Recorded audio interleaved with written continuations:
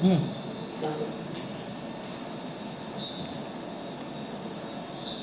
Hello everyone. Myself Dr. Prasoom Dwivedi. Once again, few days back I presented one lecture on crude oil prices and global energy market. I hope you would have liked it. So that presentation was presenting presented the one side of market, that is the supply side.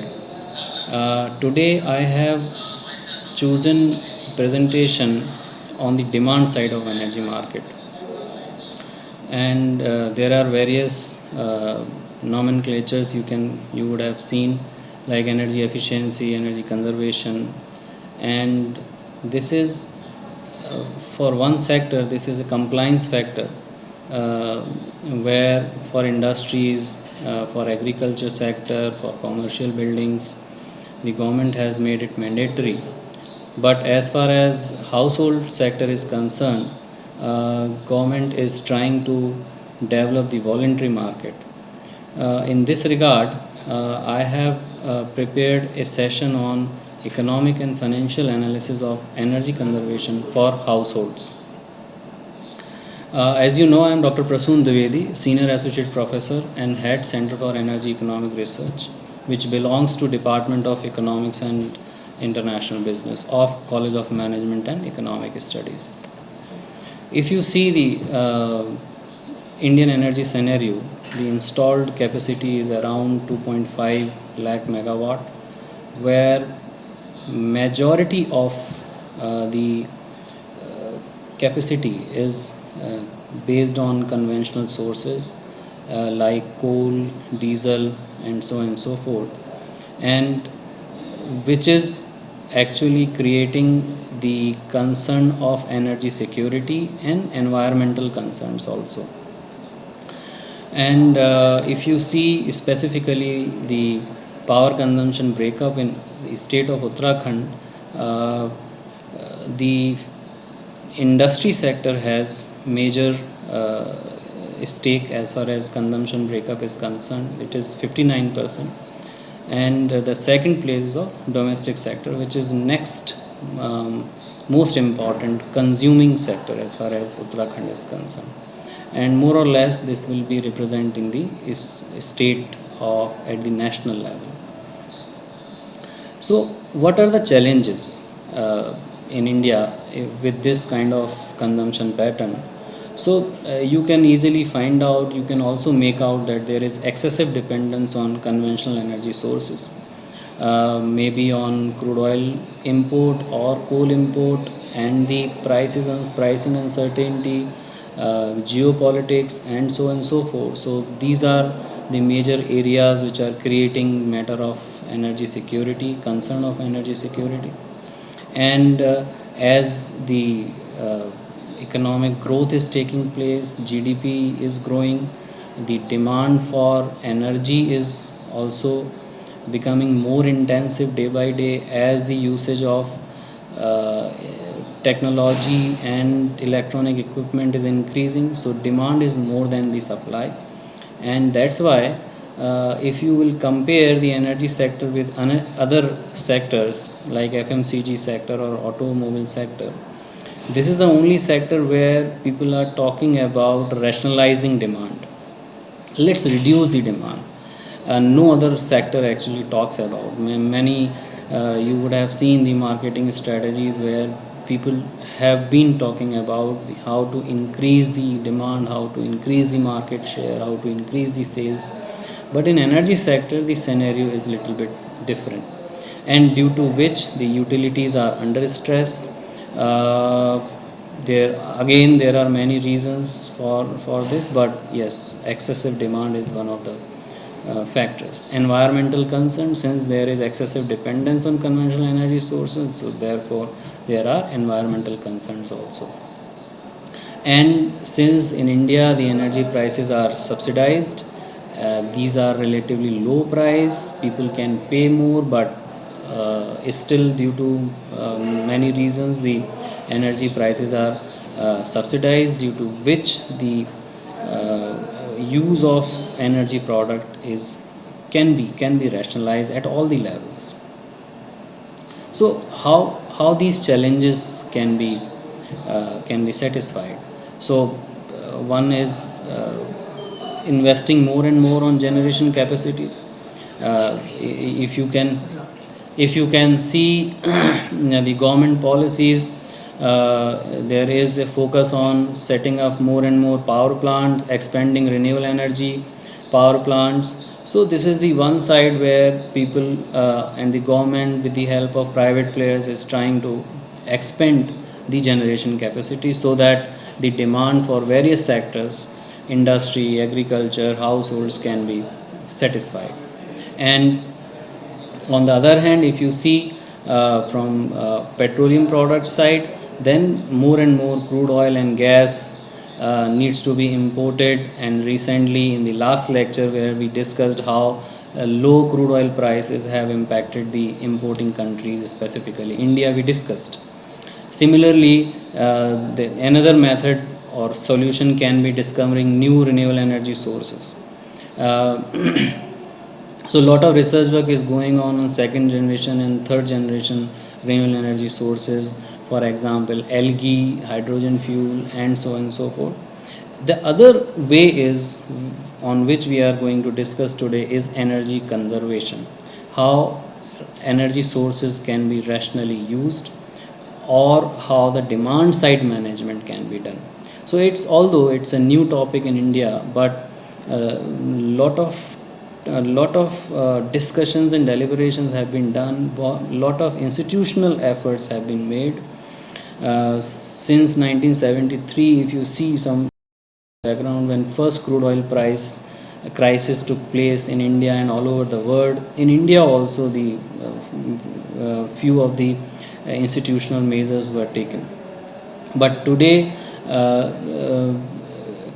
quite a developed market has taken place, and the new market, voluntary energy market, is about to come enter, as far as Indian energy efficiency market is concerned. So what is energy conservation? Energy means doing more with less. It means that how can we satisfy our daily needs by consuming less energy in comparison to the previous times. And why it is why do we talk about? Because it is said that if 1 unit of electricity saved is equal to 1.2 units of is equal to 1.2 units of energy generated. And recently, when 2000 in 2010, when PET mechanism was introduced, and it was targeted in PET mechanism. PET means perform, achieve, and trade. It is meant for the industries. Sometimes I'll give you a talk on PET mechanism, but just to share some facts and figures. In PET mechanism, the targeted avoided capacity is around 5,600 megawatt. It means that if energy efficiency, energy conservation measures can take place in industries, then 5,500 megawatt capacity can be avoided. That it means that we can avoid setting up power plants of equal to 5,000 megawatt. So there is a difference between energy conservation and curtailment. Curtailment means you are sacrificing, but energy conservation doesn't talk about sacrificing. Energy conservation says that without compromising on your satisfaction, you can reduce your energy consumption. And that's why we should not we should not think that energy conservation means and reducing energy means reducing energy consumption doesn't mean that reducing your satisfaction or sacrificing your daily needs. There is very small difference between energy efficiency and energy conservation also, which I'll discuss in detail in the later slides.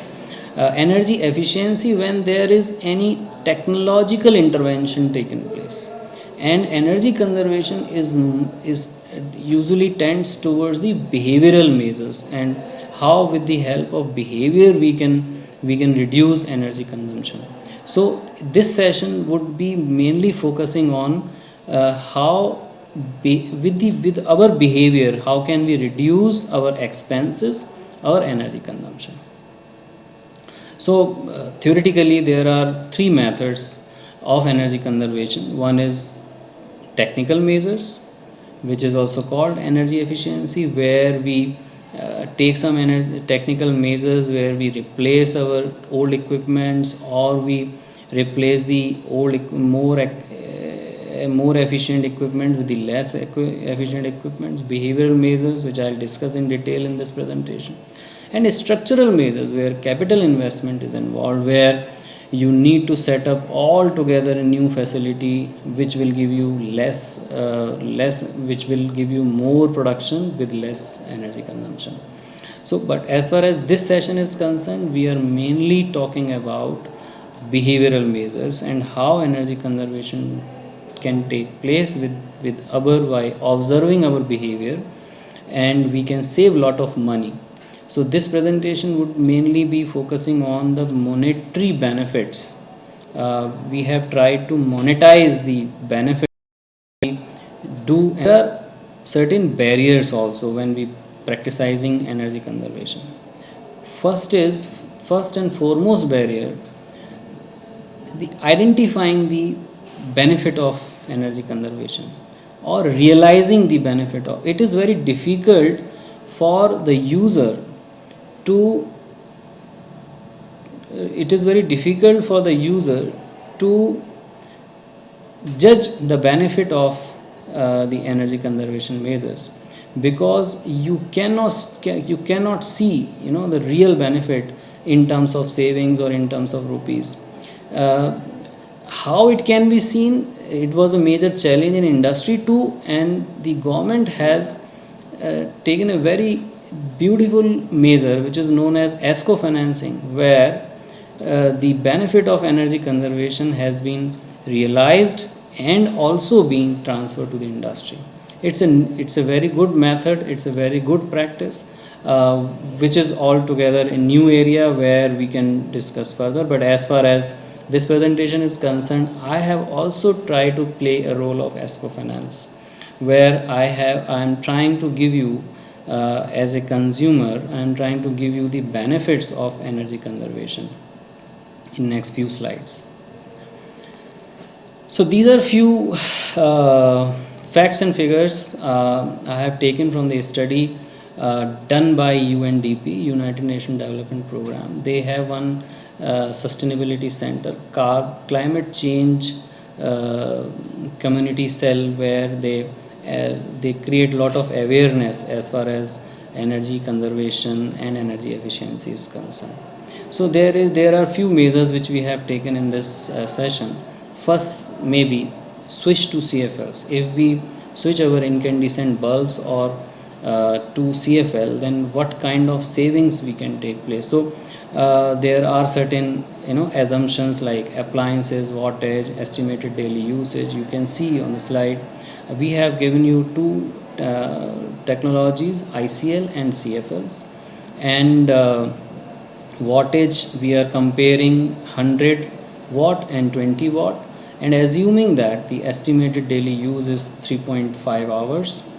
And with these assumptions, if you will replace ICL with CFLs, then there can be a saving of 400 rupees every year with this measure, and it will at the same time it will also help to reduce CO2 emission by 84 kilograms with every replacement. Use a table lamp while studying. So very behavioral measure, where if we can use the table lamp, then it will give us around 277 rupees per year. It will reduce the electricity bill, and it will also reduce the CO2 emission with 57 kilograms with every change. The assumptions you can see on your screen: emission factor, annual CO2 emission, and so on and so forth. Come out and play. Most of the time we spend our time in watching TV or computer, and so on and so forth. We can if we can come out for 2 hours, we would be able to save around 300 to 450 rupees per year with this measure, and this will help us to reduce the CO2 emission by 63 to 93 kg per person. Switch from desktop to laptop, which is another, and you can also see over a period of time laptop almost have replaced the desktop in the market. But this measure can give you the saving up to rupees 1300, in the form of reduction in electricity bill, with these assumptions which you can see on your screen, and it will also help you to reduce your CO2 emission by around 280 kilograms per year per person. Turn off lights and fans when not in use. You would have seen a lot of awareness advertisements in your television and on your computers and movies. So this very popular measure where it can give you 134 rupees savings per year, and around 63 kilograms CO2 emission reduction per household.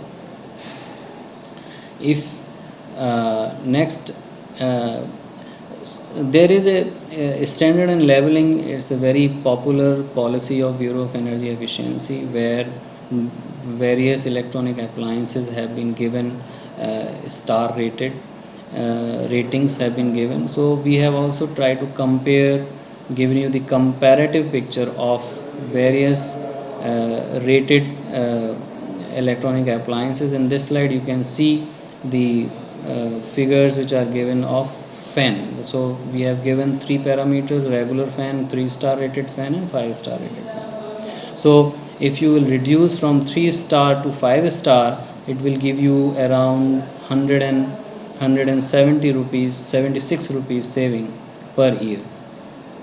And at the same time you can see the payback period. If you will invest on 5-star rated fan, so there will be incremental cost of rupees 800, and your payback period would be around 1 year 3 months, which is quite competitive.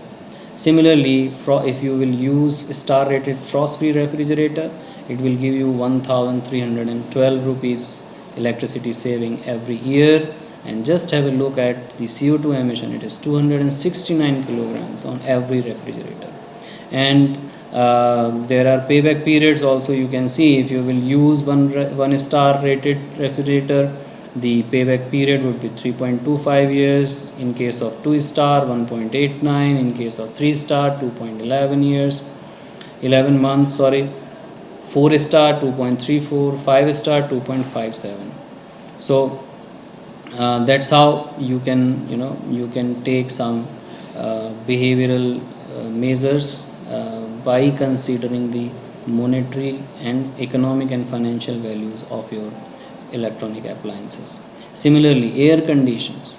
So air conditions, in case of 5-star, if we consider the incremental payback period, it is going to be less than 1 year. And as far as savings are concerned, in the form of reduced electricity bill, it would be 1382 rupees. And as far as CO2 emission reduction is concerned, it is going to be 283 kilograms on every air conditioner. Install a solar water heater. This is means slightly we have switched to energy efficiency, where we are talking about implementing or replacing the technology. So this is very interesting, and you can see if you will replace your geyser with solar water heater, it will give you the reduced electricity bill of around 3352 rupees. We have also taken one example how fiscal incentives, although this is the case of Uttarakhand, and in Uttarakhand now there is no subsidy provided by the government as far as solar water heater is concerned. And this is a good example where government has created a market for solar water heater where people are not asking for or expecting for government support. But even then, how government support can help us in making the investments more viable. So if you see, we have taken few assumptions. Assumed cost of 100-liter system is 20,000 rupees. Annual saving is 2,800 rupees. Subsidy, it is given one in the form of 100 rupees reduction in your electricity bill per month. So you will get 1200 rupees in a year, and capital subsidy which is 60%. So almost out of 20,000 rupees, almost 15,000 rupees, 15,500 rupees is going to be the saving. In that case, your means your solar water heater is almost free of cost for you. But as of now, we cannot consider the capital subsidy as far as solar water heater is concerned, because government has removed the subsidy as far as solar water heater is concerned in Uttarakhand. Washing machine, if we can rationalize the use of washing machine, it can give us have saving of around 478 rupees per year, and CO2 emission reduction of around 98 kilograms per washing machine. Switch off appliances at a plug point. This is a very popular to reduce our electricity bill by 518 rupees per annum. Carpool to work. Just have a look. Very attractive figure. If we go for carpool, and if one car is off the road on working days, it will help us to save around 39,700 rupees a year. So if suppose 4 people are using car, so per person the saving would be 9,000 rupees per person, which is a good amount as far as the energy conservation is concerned. Take a bus to school, it will give us a saving of around 6,900 rupees in the form of reduced electricity bill and CO2 emission 477 kilograms. So another measure of another challenge of energy conservation is that these benefits cannot be monetized. The reason is all the measures are not taken at the same time. So, and that's why the if you consider yourself as a consumer, as a household, you may not be able to realize the benefit of energy. Suppose you have switched you have replaced your bulbs with CFLs, but at the same time you bought some electronic appliances in your household, and due to which, in spite of your electricity bill going down, your electricity has gone up, which may give you an impression that CFL is not giving you the benefits. So, and that's why the role of demand side management comes in, where we can plan the energy consumption, we can plan the usage of technology, and accordingly we can monetize the benefits of energy conservation measures. So by assuming that all these measures have been taken at the same point of time, and when we are accumulating the benefits, the total benefits are 32,712 rupees. It means that if you use your energy conservation measures rationally or with the demand DSM approach, you would be able to save amount of rupees, amount equal to the amount of an AC of capacity of 1.5 ton. So with energy conservation measures, you can purchase every year at least one AC, star rated AC. So these are the benefits of energy conservation measures, and we can also do the energy conservation measures professionally in our households. But as far as the students and curiosity to know is concerned, there are a lot of questions which you can study during your masters in energy economics. First question is, what is the consumer behavior towards the electronic appliance usage? For example, the discoms have been concerned about reducing the peak load. So this can be studied. In fact, there is an example of Goa where they studied the particular usage of particular electronic appliance by the household. And in Goa, it was found out that the washing machines is the electronic appliance which usage can be rationalized, and it can help us to reduce the peak load at a particular point of time. Similarly, what should be the pricing to reduce the load on discoms? So if uh, can the pricing, time based pricing can be done, and if yes, then what should be the price? What kind of financing tools to be developed to facilitate the energy efficiency in the industry? So this is something very interesting and upcoming area, that how banking sector can be attracted for for financing the energy efficiency projects as far as industries are concerned. What is the cost benefit of analysis of energy efficiency measures taken by the industry, which I have just given you in case of households? So the same kind of analysis can also be done as far as the industries are concerned. How to create a voluntary market for energy efficiency? It's a very interesting and upcoming area. Recently, the recent government has invited the LPG consumers to surrender their subsidy. This is a kind of an example of creating voluntary market, but there has to be some mechanism, there has to be some tool to to have the sustainability of these kind of efforts. Energy economics is a discipline which can help you to analyze, which can help you to research of all these areas.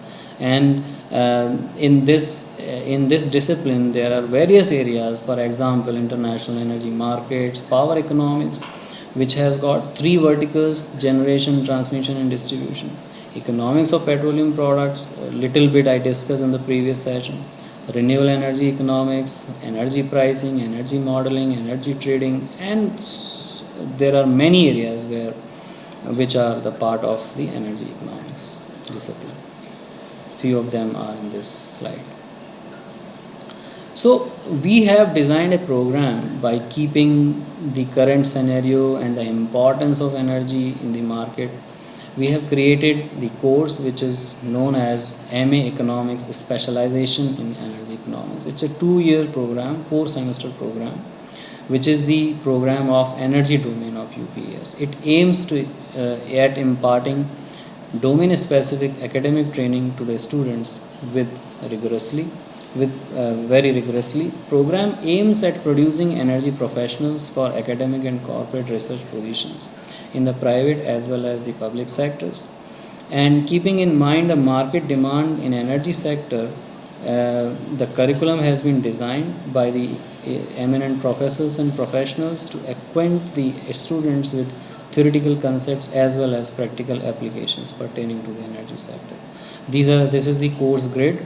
You can have a look where we have few basic courses of economics which will give you the theoretical understanding, and there are other courses related to energy economics discipline which will give you the in-depth analysis or skills for analyzing the various issues and challenges of energy sector. Eligibility, you must be aware, 50% minimum at higher and senior secondary is 10th 12th level, 50% at graduation level, various streams, and 50% for also for those students those who have statistics or mathematics as a subject at their graduation level. And you have to appear for online test which will be followed by personal interview. As far as the current batch is concerned, students have been given a lot of exposure to the industry. So as of now, all these students are placed for summer internship projects. Few of the companies you would have heard about them. These are the institutions: the Central Electricity Regulatory Commission, TERI, Market Insight Consultancy, Grandview Research, Institute of Economic Growth. And before going to SIB, the student also visit various industries, which is called as a part of their curriculum, which is called industrial tour. So during their industrial tour, they visited Reliance Industries, Jawaharlal Nehru Port Trust, Reliance Infrastructure. These are three companies which they visited. And to support their the teaching, the university has created 5 years back this the research center, which is known as Center for Excellence for Energy Economic Research, which is actually devoted for various research activities, where various kind of projects, research projects, consultancy projects, funded research are carried out with the help and body of UNESCO, International Association of University, which actually fund for the promotion of renewable energy and energy efficiency in the developing and underdeveloped countries. And these projects have been carried out with the help of students. So it also gives the students the exposure and to work on the real time problems as far as energy sector is concerned. And the focus areas of this energy of this research center is concerned, it is focusing on economics of all energy businesses, capacity building, economics of energy efficiency, communication, etc. As of now, a union which is focusing on energy and environment, and there is another project which is a research project which is assigned by UCOST, Uttarakhand Council for Science and Technology, which is the state nodal agency of DST, Department of Science and Technology. We are also involved in educating the industry professionals. So recently we have organized one MDP on financing energy efficiency projects, which is actually focusing on how, as I just discussed, that how to measure and how to monetize the benefit of the energy conservation. So we took this task and we tried to make them learn that how those benefits can be monetized and how uh, you can prepare a business case as far as the energy efficiency projects are concerned. So it is a typical business case where you can have payback period and you can realize your investments also. During their first year, students have carried out various projects in association with their faculty members. So few of the projects which you can see their titles: fiscal policy incentives and RE project viability. So as I have just given you an example in solar water heater, in case of solar water heater, where government has given the option of capital subsidy. Similarly, when you see in the larger projects, large size projects, there are a lot of fiscal incentives due to which the project viability gets affected. So if you remember in the last budget, when government decided to reduce the excise duty on SPV, solar photovoltaics, so the students have took up the task of analyzing how this reduction in excise duty will affect the RE project viability, specifically the solar power projects viability.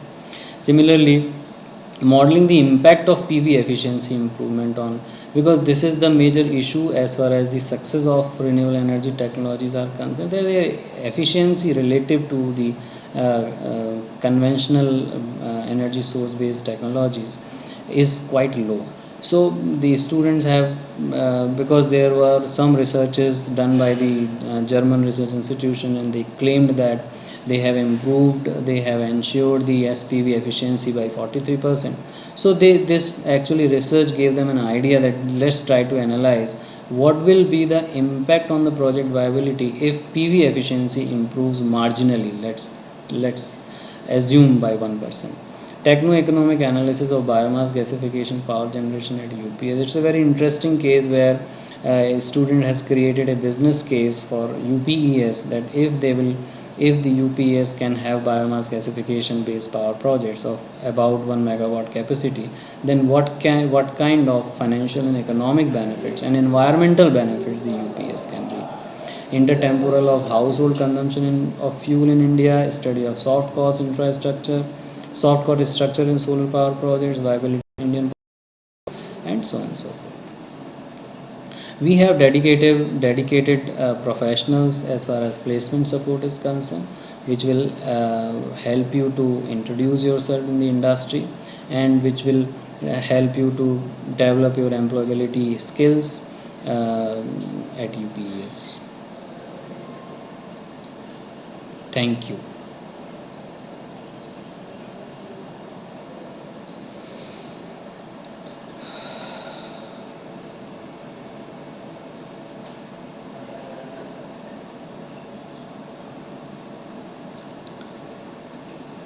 So Rajender, thanks for your query. As far as the career prospects are concerned, first of all, you can target the corporates where they need the business analyst or economic analyst. Uh, in the last session, I showed that how the reduced crude oil price has affected the business of various industries. So the corporates can be the target industries. The research and consultancy firms can be the target for the placement, and you can also look for higher education, and you can look for competitive scholarships where we can help you to prepare yourself and present yourself in the universities for scholarships. So these can be the prospective placement opportunities.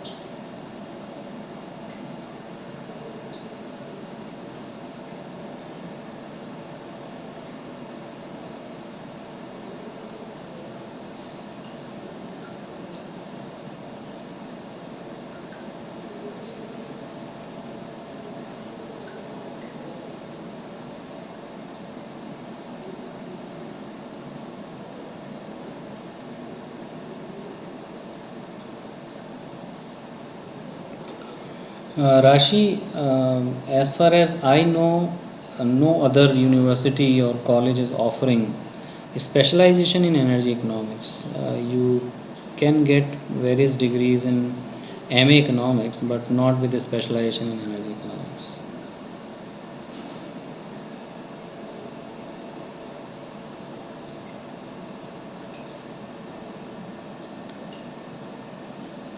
I don't think that shifting is Rajender. I'm just trying to address your query.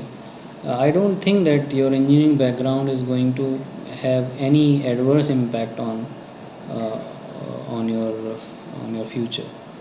If you have decided to switch from uh, engineering background or your career from engineering to the management and economics side, then this degree is going to be very helpful for you.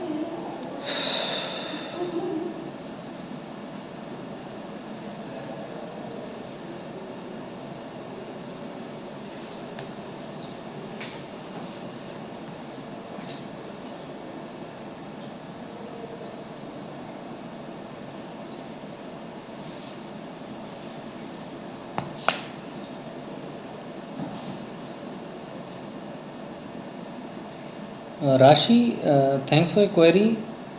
This course is more related to technical skills and research.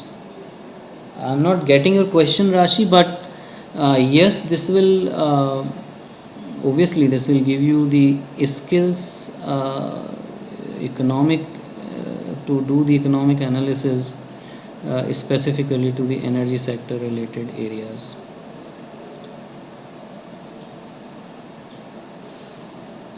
So we will give you the research tools and techniques, how can you can do the forecasting. There are various upcoming models which are used for energy planning, for example Markle, leap. So there are various methods, upcoming econometric tools which are used in energy sector. So it is a mix of theory and practice. So this is kind of applied economics kind of area where you will be given the concept of economics, and at the same time you will be given some practical challenges, and how with the help of your understanding how can you can give the solution to the industry.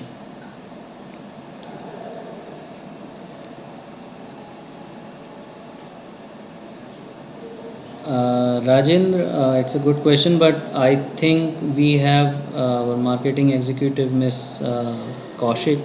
She'll give you the details about fees and about the other procedures.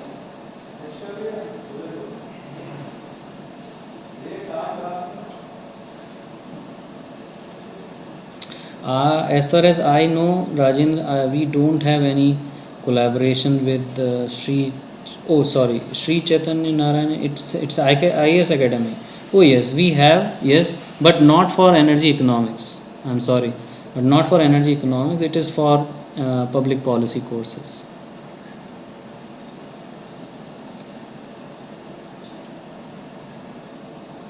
This course would start by the end of this July.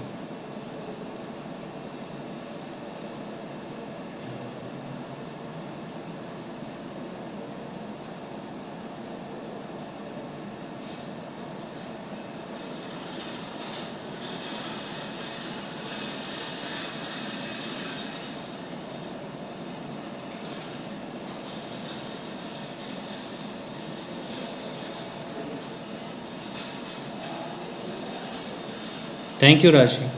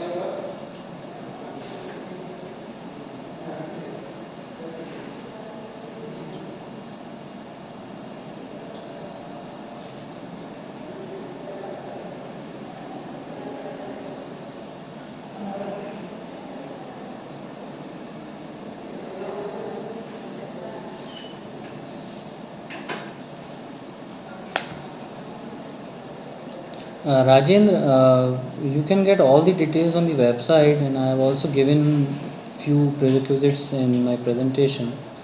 And for more details, you can inquire to Miss Kaushik. She'll give you the details.